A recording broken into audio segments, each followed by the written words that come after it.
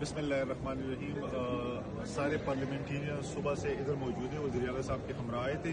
یہ جعلی حکومت جو اپنے ہتھکنڈے استعمال کر رہی ہے، 3 سے 4 دفعہ انہوں نے فلائٹ ڈیلے کر دی، ابھی فلائٹ 4 بجے کر دی اور باقی فلائٹس میں ہمیں سیٹس بھی نہیں دے رہے۔ تو یہ ان کے اوچے ہتھکنڈے ان کے کام نہیں ہیں۔ انشاءاللہ ہم ہر حال میں کراچی پہنچے گے۔ ہمارے سارے پارلیمنٹرین ادھر بیٹھے ہیں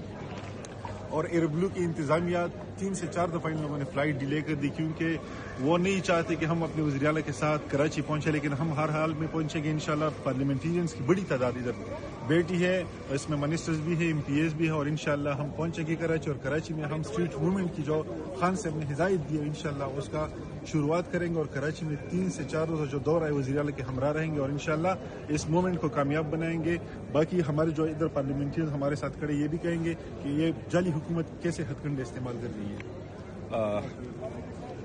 بسم اللہ الرحمن الرحیم۔ جیسے میرے بھائی نے بات کی، ظاہر بات ہے کہ اس حکومت کے پاس اس کے سوا کوئی اور چارہ ہی نہیں ہے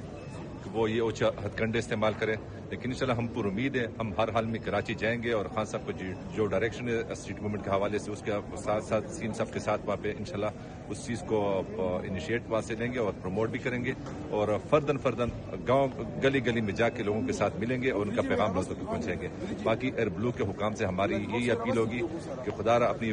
اس چیز پہ تھوڑا سا فوکس کریں، اپنی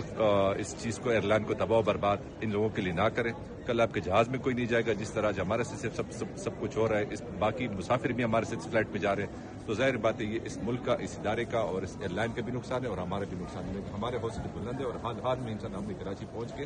اپنی قائد کے حکم پہ لبیک کہتے ہوئے وہاں پہ اسٹریٹ موومنٹ کرنی ہے، اور ضرور انشاءاللہ اس چیز میں حصہ لیں گے۔